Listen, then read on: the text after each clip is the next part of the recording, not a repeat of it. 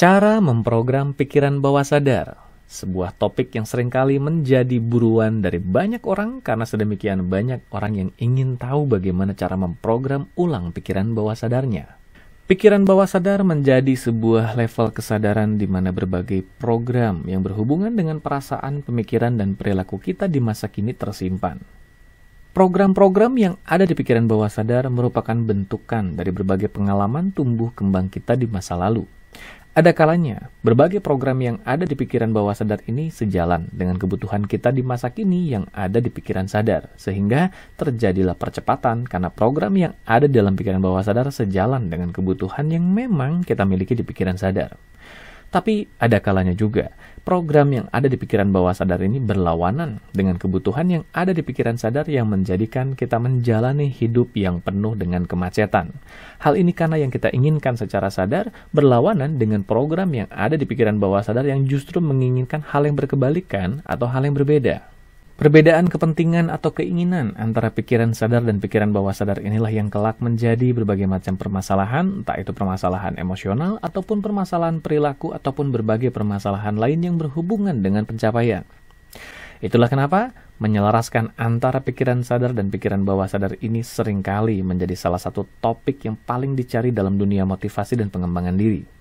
Hipnosis atau hipnoterapi menjadi salah satu alternatif yang tersedia untuk bisa melakukan pemrograman ulang pada pikiran bawah sadar ini dengan lebih cepat dan efektif. Tapi, apakah ada cara lain selain dari hipnosis dan hipnoterapi untuk bisa melakukan pemrograman ulang pikiran bawah sadar ini, utamanya yang bisa dilakukan oleh diri sendiri? Simak ulasannya di Life Restoration serial video kali ini.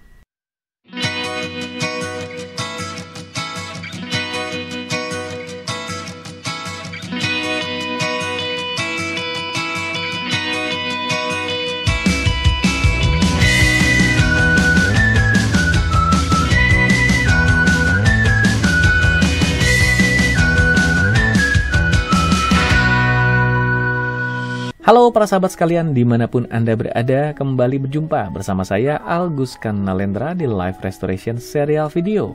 Sebagaimana sudah Anda ketahui dan seperti sudah Anda simak di berbagai episode sebelumnya, maka di episode kali ini pun sudah ada sebuah tema pilihan yang akan kita angkat untuk membersamai Anda menutup akhir minggu dengan lebih penuh makna dengan pembelajaran tersendiri seputar restorasi kehidupan dan transformasi diri.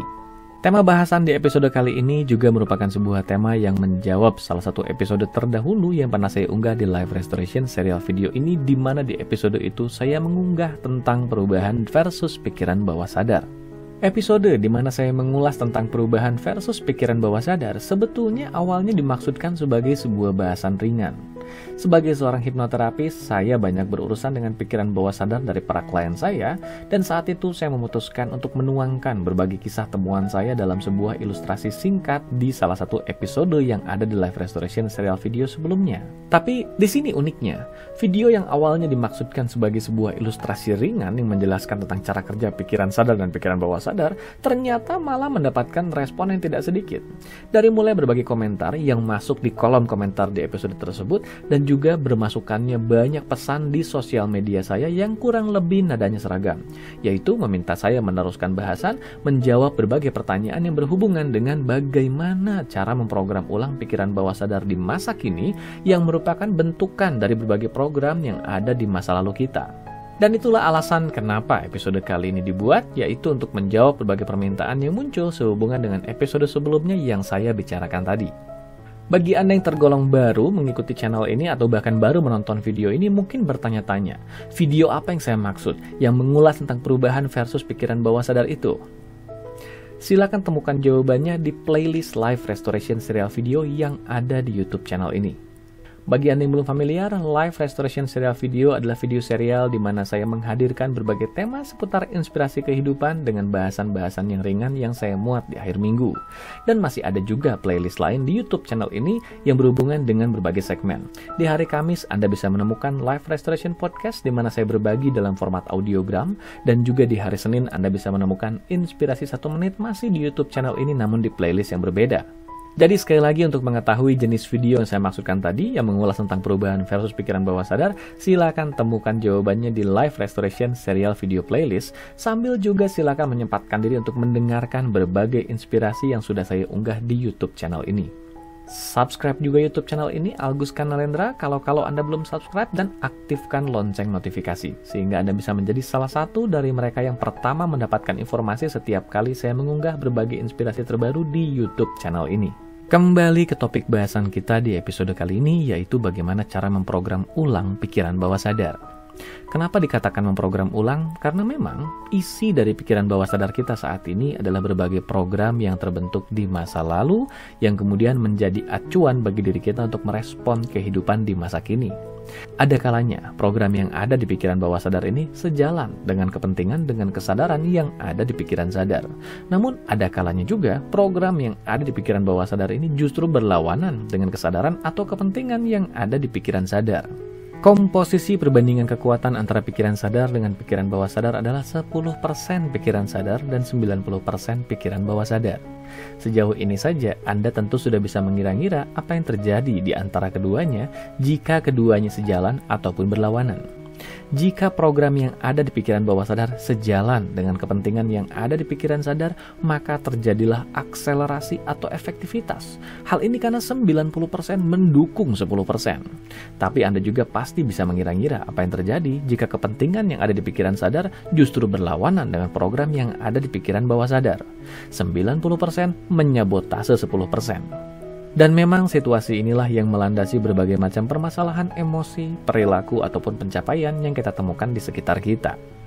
Mereka yang mengalami permasalahan emosi misalnya, tahu tidak seharusnya mereka memendam berbagai emosi yang berdampak negatif tersebut. Tapi apa daya, dorongan yang muncul dari pikiran bawah sadar muncul begitu saja dengan spontan dan sulit untuk dikendalikan, membuat mereka terjebak dengan berbagai macam emosi yang berdampak negatif tersebut. Begitu juga permasalahan perilaku. Pikiran sadar menyadari bahwa tidak seharusnya perilaku yang berhubungan dengan kebiasaan buruk itu dilakukan karena berlawanan dengan norma atau bahkan merugikan. Tapi apa daya, program yang ada di pikiran bawah sadar terus saja mengoperasikan perilaku itu karena memang dianggapnya itulah program yang benar. Nah, begitu juga permasalahan pencapaian. Ada banyak orang yang bermasalah dengan pencapaian, pikiran sadarnya tahu bahwa ia seharusnya bisa mewujudkan lebih dari yang seharusnya ia wujudkan saat ini, tapi apa daya, program yang ada di pikiran bawah sadar menghentikannya di titik di mana mereka berada saat ini karena dianggapnya itulah titik yang dianggap layak untuk ia berada. Fenomena di mana sistem keyakinan yang ada di pikiran bawah sadar ini menghambat pencapaian yang ada di pikiran sadar disebut dengan nama limiting belief. Dan bahasan tentang limiting belief ini sudah pernah saya ulas di Life Restoration Serial Video ini, bahkan sampai 4 episode banyaknya. Silahkan temukan bahasan tentang limiting belief ini di berbagai episode sebelumnya di Life Restoration Serial Video ini. Membicarakan bagaimana cara memprogram ulang pikiran bawah sadar sebenarnya pertama-tama akan mengajak kita untuk memahami terlebih dahulu bagaimana program yang ada di pikiran bawah sadar bisa terbentuk. Karena kita hanya perlu mengulang pola itu, namun dengan kesadaran yang berbeda kali ini yang dilakukan dengan sengaja. Sehingga jika dulu program yang ada di pikiran bawah sadar ini terbentuk tanpa kita sadari, kali ini kita membentuknya ulang dengan lebih berkesadaran sesuai dengan kebutuhan yang ada di pikiran sadar. Secara sederhana dan mendasar, berbagai program yang ada di pikiran bawah sadar terbentuk melalui 5 cara. Yang pertama yaitu identifikasi lingkungan. Yang kedua, figur otoritas. Yang ketiga, pengulangan. Yang keempat, emosi yang intens. Dan yang kelima yaitu kondisi alfa. Sekali lagi, saya katakan secara sederhana dan mendasar. Tentunya masih ada berbagai cara lain. Tapi untuk kepentingan kita di episode kali ini, izinkan saya merangkumnya ke dalam 5 hal tadi saja. Yang pertama yaitu identifikasi lingkungan. Identifikasi lingkungan mengacu kepada sebuah situasi di mana kita menyerap berbagai informasi yang kita terima dari lingkungan sekitar kita. Entah itu perilaku, entah itu pemikiran, entah itu keyakinan lingkungan. Yang perlahan-lahan kita adaptasi, dan setelah kita adaptasi, maka semua itu mulai menjadi sebuah program yang kita yakini benar adanya di dalam pikiran bawah sadar kita. Dan program itulah yang kita jalankan sampai masa depan untuk merespon berbagai stimulus yang kita alami di kemudian hari. Yang kedua yaitu figur otoritas. Figur otoritas ini mengacu kepada siapapun, sosok-sosok yang kita anggap memiliki pengaruh lebih atas diri kita. Bisa orang tua, guru, dokter, pimpinan adat, atau siapapun itu. Yang jelas kita merasa mereka memiliki satu otoritas lebih dan kita merasa harus mematuhi mereka. Informasi yang disampaikan oleh figur otoritas akan masuk dengan lebih cepat, diyakini dengan lebih cepat, dan menjadi sebuah program yang terbentuk di pikiran bawah sadar dengan lebih cepat juga. Yang ketiga yaitu pengulangan. Ketika sebuah informasi kita terima secara berulang-ulang, ketika sebuah perilaku kita lakukan secara berulang-ulang, lama-lama akan terbentuk berbagai jalinan syaraf di dalam otak kita yang menunjang untuk mengulang berbagai macam pelaksanaan perilaku atau mengingat informasi tersebut. Dengan kata lain, terciptalah program di pikiran bawah sadar sebagai hasil dari pengulangan tersebut. Yang keempat yaitu emosi yang intens. Ketika kita sedang berada dalam sebuah kondisi emosi yang intens, sebetulnya terjadi perpindahan gelombang otak dari level pikiran sadar ke pikiran bawah sadar. Di momen itu sebetulnya kita sangat rentan untuk menerima berbagai sugesti. Ketika kita sedang emosi, apa pemikiran yang kita katakan di dalam diri kita, atau ada stimulus informasi apa yang kita terima dari lingkungan kita, maka semua itu memudahkan terbentuknya sebuah program di pikiran bawah sadar. Yang terakhir yaitu kondisi alfa atau kondisi hipnosis. Kondisi alfa adalah kondisi di mana level kesadaran gelombang otak kita sedang berada di sebuah frekuensi yang seringkali disebut dengan nama gelombang otak alfa.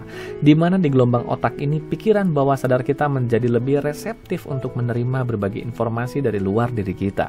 Kapan saja kondisi alfa ini tercipta?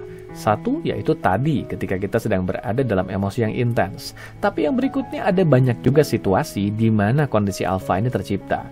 Ketika kita akan tidur di malam hari misalnya, atau ketika kita sedang melamun, atau ketika kita sedang sedemikian fokusnya pada suatu objek sampai-sampai kita sudah tidak lagi memerhatikan objek apapun di sekitar kita. Saat itu kondisi alfa sedang tercipta, dan saat itu informasi yang kita terima akan lebih mudah untuk menembus pikiran bawah sadar dan menjadi sebuah program di dalamnya. Untuk memahami bagaimana contoh nyatanya, mari lagi-lagi kita menggunakan contoh yang berhubungan dengan pencapaian, utamanya keuangan.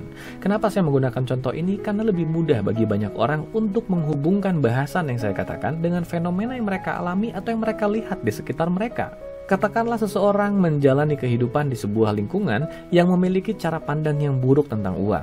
Mereka menganggap uang adalah akar dari segala kejahatan. Mereka membicarakan berbagai hal yang buruk tentang uang.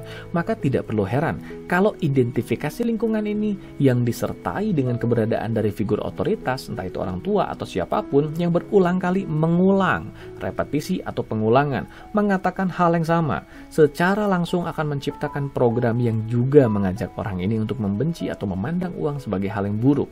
Ditambah lagi, katakanlah ketika ia kecil, ia banyak mendapatkan pengalaman emosional yang menyebabkannya benar-benar memandang uang sebagai hal yang negatif. Saat itu programnya tercipta dengan begitu kuat.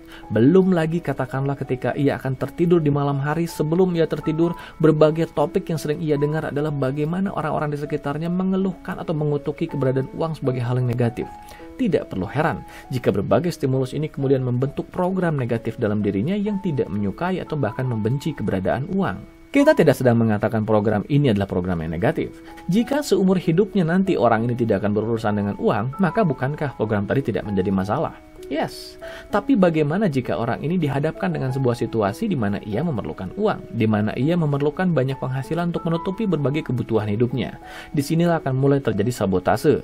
Pikiran sadarnya tahu ia memerlukan uang untuk mengurusi berbagai keperluan dalam hidupnya, tapi program yang ada di pikiran bawah sadarnya membenci keberadaan uang dalam hidupnya. Terjadilah konflik, 10% disabotase oleh 90%. Sebetulnya bukan hanya soal uang. Tadi uang hanya merupakan sebuah contoh sederhana saja agar kita mudah menghubungkan bahasan kita dengan berbagai temuan yang bisa kita amati dengan mudah di sekitar kita dan bahkan dalam hidup kita. Tapi pada kenyataannya program yang ada di pikiran bawah sadar ini akan mempengaruhi banyak hal, banyak aspek dalam kehidupan kita secara sadar.